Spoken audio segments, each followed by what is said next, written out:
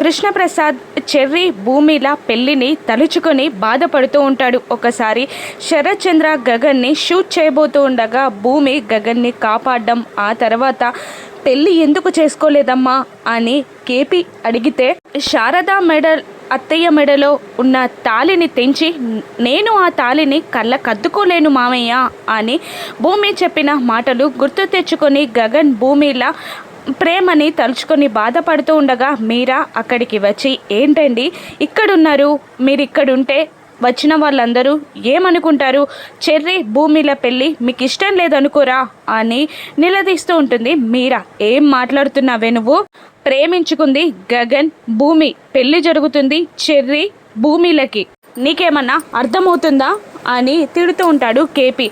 గగన్ భూమిలు ప్రేమించుకోవడం మీకు తెలుసు, కానీ చెర్రీ భూమిని ప్రేమించిన విషయం మీకు తెలుసు కదా, మన కొడుకు ప్రేమకి ఎందుకు సపోర్ట్ ఇవ్వట్లేదు మీరు అని గట్టిగా నిలదీస్తూ ఉంటుంది మీరా. అప్పుడు కేపీ అవును, భూమి గగన్లు ప్రేమించుకున్నారని తెలుసుకున్నాక చెర్రీ వాడి ప్రేమని వదిలేశాడు, అన్నయ్య భార్యగా మాత్రమే భూమిని చూస్తూ వచ్చాడు అని అంటూ ఉంటాడు కేపీ. వాడి ఆలోచన మారిపోయింది అంటుంటాడు కేపీ. ఏదేం జరిగినా ఇప్పుడు భూమి చెర్రీల పెళ్ళి జరిగి తీరాల్సిందే, మీరు ఆశీర్వదించాల్సిందే అని అంటూ ఉండగా వాడి తండ్రిగా నేను ఆశీర్వదించలేను, కానీ నిన్ను కట్టుకున్న పాపానికి నీ భర్తగా వాణ్ణి ఆశీర్వదిస్తాను పద అంటూ కోపంగా కండువాన్ని తీసుకొని పెళ్లి మండపంలోకి వస్తూ ఉంటాడు కేపీ. మరోవైపు పెళ్లి పందిట్లో హడావుడి జరిగిపోతుంది, స్టార్ట్ అవుతూ ఉంటుంది. అపూర్వ దగ్గరుండి ఏర్పాట్లన్నీ చూసుకుంటూ ఉంటుంది. గోరెంటాకు ఈ పెళ్ళి నీకు అబ్జెక్షన్ లేదా అని అడుగుతుండగా లేదు, చెర్రీ మనం పెంచిన పిల్లి లాంటి వాడు, భూమి ఎప్పుడైనా ఎదురు తిరిగితే చెర్రీని వాడుకోవచ్చు, కాబట్టి నాకు అభ్యంతరం లేదు అంటుంది అపూర్వ. ఇక పెళ్ళి పందిర్లోకి మీరా మరొక ముత్తైదు కలిసి చెర్రీని తీసుకొస్తూ ఉంటారు. భూమిని కూడా ముత్తైదువులు తీసుకొస్తూ ఉంటారు. ఇద్దరు ఏడుస్తూ బాధపడుతూనే ఉంటారు. ఇక గగన్ కూడా కార్లో పెళ్ళికి వస్తూ ఉంటాడు. గగన్కి భూమితో ఉన్న జ్ఞాపకాలన్నీ గుర్తొస్తూ ఉంటాయి. తనని కాపాడడం, తర్వాత మొదటిసారి ముద్దు పెట్టుకొని హక్ చేసుకోవడం, నా మెడలో తాళి కడతావా బావా అని భూమి అడిగిన మాటలు, ప్రతి ఒక్క విషయం గుర్తొస్తూ ఉంటుంది గగన్కి. ఇక పెళ్లి పందిరిలోకి వచ్చి పెళ్లి పీటల మీదున్న చెర్రీ భూమిలని చూసి బాధపడుతూ ఏడుస్తూ ఉంటాడు గగన్. అపూర్వ శరత్ చంద్ర మాత్రం సంతోషపడుతూ ఉంటారు. మీరా అటు ఇటు చూసి పెళ్లి పందిర్లో కేపీ లేకపోవడం చూసి అన్నయ్య ఆయన్ని చూసారా అని అడుగుతుండగా లేదు అని అంటూ వెళ్ళి తీసుకురా అంటాడు శరత్ చంద్ర.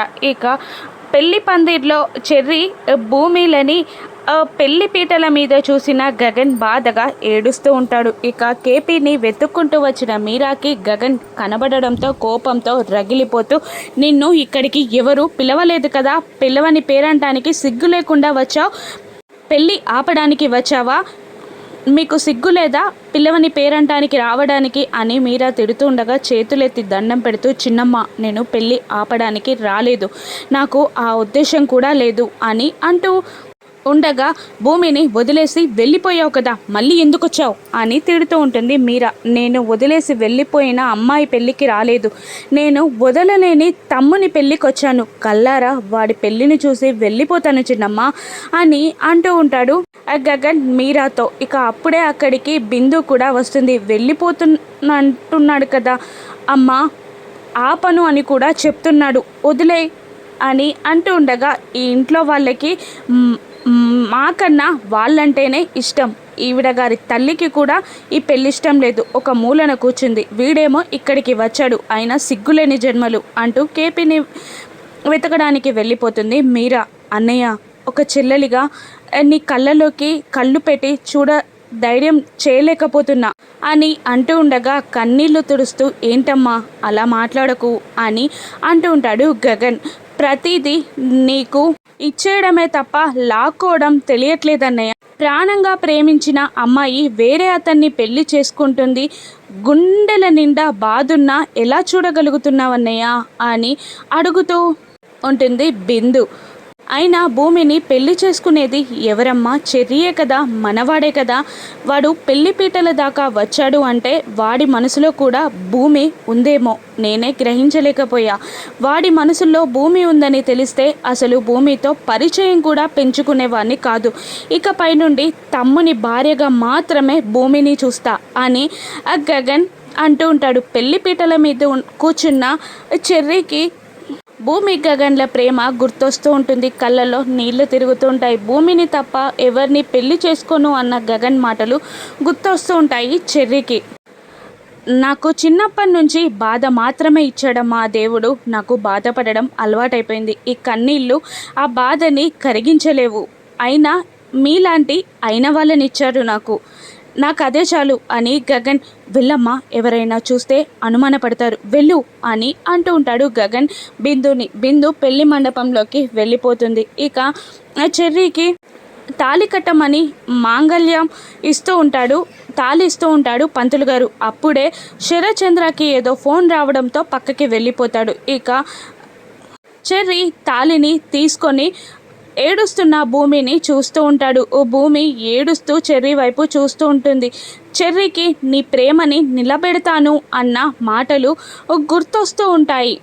భూమికి చేసిన ప్రమాణం గుర్తొస్తూ ఉంటుంది. ఇక భూమికి తాళి కట్టడానికి భూమి మెడలో తాళి పట్టుకొని ముడి వేయబోతూ ఉండగా భూమి వెక్కి వెక్కి ఏడుస్తూ ఉండడం గమనిస్తాడు చెర్రీ. ఇక వెంటనే భూమి మెడలో నుండి తాళి తీసేసి వెనకాల నిలబడి ఉన్న నక్షత్ర మెడలో తాళి కట్టేస్తాడు చెర్రీ.